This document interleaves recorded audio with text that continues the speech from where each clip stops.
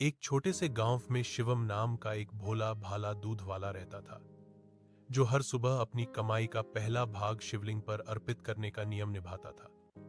उसका विश्वास था कि मेरे बाबा कमजोर न हो, इसलिए मैं जल नहीं, दूध चढ़ाता हूं, और वह बड़ा प्रेम से यह नियम निभाता था।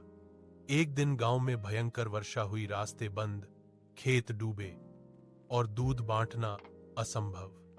शिवम ने सोचा, आज जो सारा दूध बचेगा वह सब बाबा को ही चढ़ाऊंगा। शायद आज बाबा को अधिक दूध चाहिए। वह उसी भाव से शिवालय की ओर चला।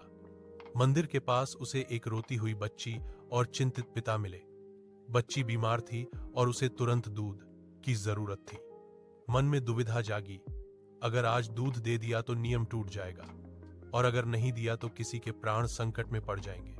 तभी उसकी अंतः प्रेरणा ने कहा, शिव के पुत्र की प्राण रक्षा करना ही शिव की सेवा है। वह मुस्कुराकर बोला, आज मैं शिवलिंग पर नहीं, शिव के पुत्र पर दूध चढ़ा रहा हूं, और सारा दूध बच्ची को दे दिया। जैसे ही बच्ची की सांसें संभली, वहां एक तेज प्रकाश हुआ और भगवान शिव पार्वती सेठानी के रूप से प्रकट होकर अपने वास्तविक स्वरूप में आए। उन्होंने कहा, हे शिव, हम तो तुम्हारी परीक्षा लेने आए थे। नियम से बड़ा भाव और करुणा है। तुमने धर्म का सार समझ लिया। शिवम हाथ जोड़कर बोला, आपके दर्शन से बड़ा कोई वरदान नहीं। महादेव ने आशीर्वाद देकर कहा, जहां नियम करुणा से मिल जाए वहां भगवान सदैव प्रसन्न होते हैं। वैराग्य की दूसरी प्रेरक कथा।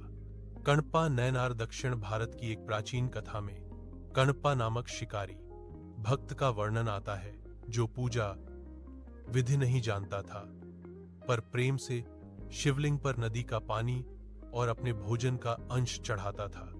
एक दिन परीक्षा